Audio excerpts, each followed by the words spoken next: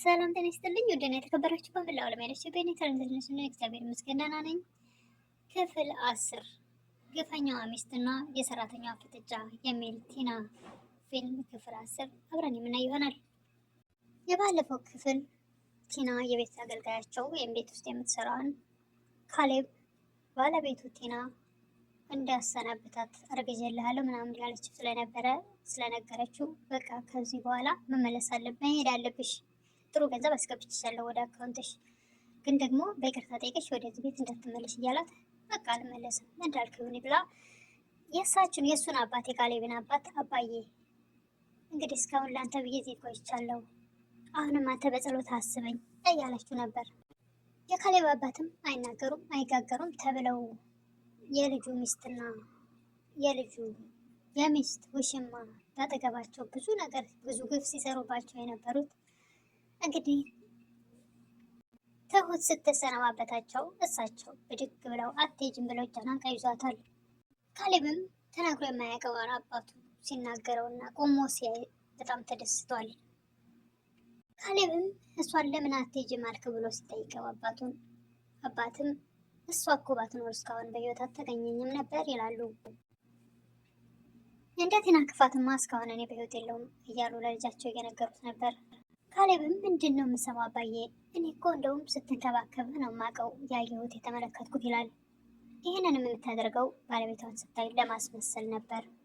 በጣም ብዙ ግፍ እንደሰራች ይነግራል ለልጁ ይነግሩታል። እሳቸው እዚህ ቁጭ ብዬ በጣም ብዙ ግፍ አይቻለሁ፣ ሕክምናም አልወሰደችኝም፣ በጣም ብዙ ነገሮች አይቻለሁ ይላሉ እሳቸው ለልጃቸው።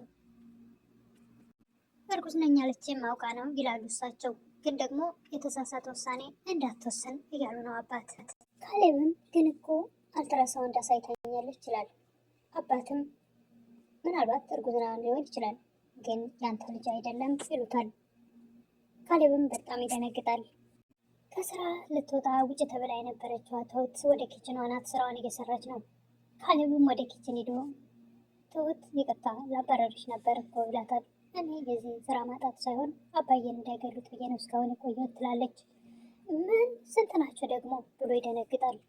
ካሌብም ትንሽ ነገር እንድትነግረው ይጠይቃታል ትሁትን። አባዬ ይነግርሃል ትለዋለች። አንተ እኮ ከቴና በስተቀር ማንንም አታምን ማንንም አትሰማም ነበር ትለዋለች። ካሌብም ልክ ነሽ፣ ሁሉ ነገር እኔ ትክክል ይመስለኝ ነበር ይላል። ሚስት ተብያዋ ትሁትም ሰራተኛዋ ካልወጣች እኔ እዚህ ቤት አልቀመጥም ወይ ከሷ ወገን ምረጥ እያለች ስለነበረ ሻንጣዋን አንጠልጥላ ወደዛ ወደ ውሽሜ ቤት ነበር የሄደችው። ውሽማ ተብዬው ዳንኤልም ለምን ትመጫለሽ? ነገሮችን እኮ እዛ ሆነሽ ነው ማስተካከል የነበረብሽ፣ ውጭ ወጥተሽማ እንዴት ይሆናል እያላት ነበር።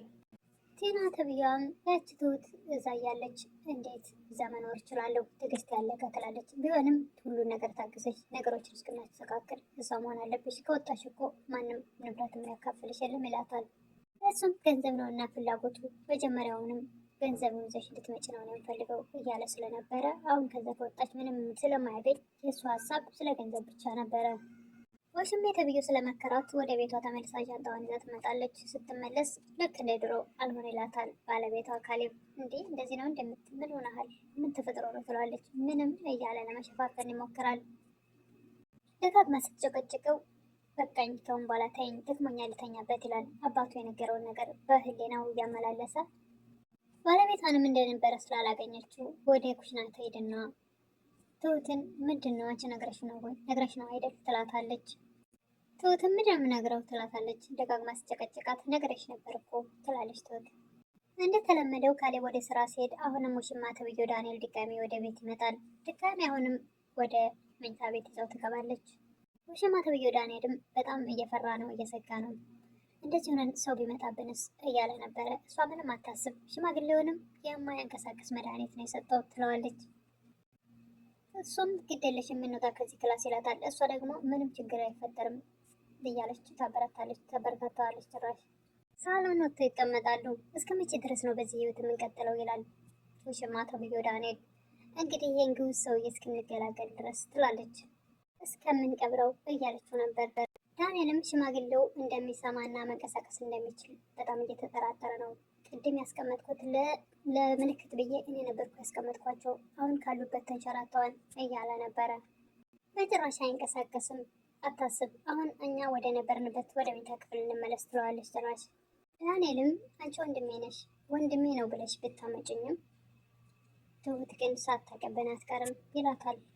ደግሞ ይህን ነገር ለካሌብ ከተናገረች እኛ አደጋ ውስጥ ነን፣ ችግር ውስጥ ነን እያሉት ነበር። እነሱም ጭራሽ መኝታ ቤት ገብተው ላይ አለማቸውን ይቀጣሉ። አባትና የካሌብ አባትና ትሁት ደግሞ ካሌብ ከመጣ ሊጣሉ ይችላሉ፣ ትልቅ ችግር ነው፣ ምን ማድረግ አለብን፣ እንዴት አድርገን እናስወጣቸው እያሉ ነበር። ሽማግሌውም እባክሽን እነዚህ ልጆች ሂጂና ከዛ ክፍል አስወጪልኝ ይሏታል። እሷን በታዘዘችው መሰረት ወደ መኝታ ቤት ሄዳለች። ግድግዳ ጋር ስትገባ አንድ ላይ እነሱ አጅና ጓንት ሆነው ተጣብቀዋል። እሷም ትደነግጣለች። እነሱም ለመጣሽ ውጭ ከዚህ ትላታለች። ትሁትም ምሳ ብሉ ብዬ ነው፣ ምሳ እንድትበሉ ብዬ ነው ትላለች። ካሌብም ከዋለበት ውሎ ሲመጣ ስክር ብሎ ይመጣል። እንግዲህ በባለቤቱ ብስጭት በጣም የማይፈልገው ነገር ውስጥ ገብቶ ሰክሮ እየተንገዳገደ ይመጣና አባቴ ለምንድን ነው ለዚህ ለቴና ብለህ ነው የምትጨናነቀው? ቆይ ዝም በል ሁሉንም መስመር እናስይዘዋለን ይላል። የካሌብ አባትም በእጃቸው በአንደበታቸው ሳይናገሩ በእጃቸው ዝም በል ይሉታል። እሱም ምንም እንኳ ቢሰክር የአባቱን ትዕዛዝ አልተላለፈም። እሺ በቃ ይላል። ምንም ነገር እንዳይገበጣጠር ከነሱ ፊት ምንም እንኳ ልቡ ተሰብሮ ቢሆን የጠጣውም ግን ደግሞ እንደዛውም ጠጥቶ በስካር መንፈሱ ነው የአባቱን ትዕዛዝ በእጅ ምልክት እያሳዩት እሺ በቃ ብሎ ዝም ይላል። የአባቱም ትዕግስታቸው በፊታቸው ባጠገባቸው የልጃቸው ሚስት እላያቸው አጠገባቸው ስትጨመላልቅ ሌላ ወንድ አመታ ከተገባቸው ብዙ ነገር ስታደርግ ብዙ ታገሷት። አቤት ትዕግስታቸው በጣም የሚገርም ነው። ካሌብም የአባቱን ትዕዛዝ ተቀብሎ ምንም ነገር እንዳይገበጣጠር ሲሉት እሱም እንደዛው እየተንገዳገደ ወደ መኝታ ቤት ሄዷል። እንግዲህ ምን ይፈጠር ይሆን? እሱን በቀጣይ የምናይ ይሆናል። እንደዛ ከውሽምዬ ጋር አንድ ላይ ተኝተው ይደርስባቸው ይሆን ካሌብ ልክ እንደ ቴና ወይስ እንደ ትሁት? እንግዲህ ምን ሊፈጠር እንደሚችል በቀጣይ የምናይ ይሆናል። ለዛሬ የተነገረው ምን ይመስላል? መልካም ቆይታ ይሆንላችሁ። ለምታበረታቱኝ እህቶቼ መልካም ምስጋና ከልብ ነው። አሁንም አብሮነታችሁ አይለኝ እያልኩኝ ቪዲዮ ስትጀምሩ ላይክ በማድረግ ጀምሩ እላለሁ። አመሰግናለሁ።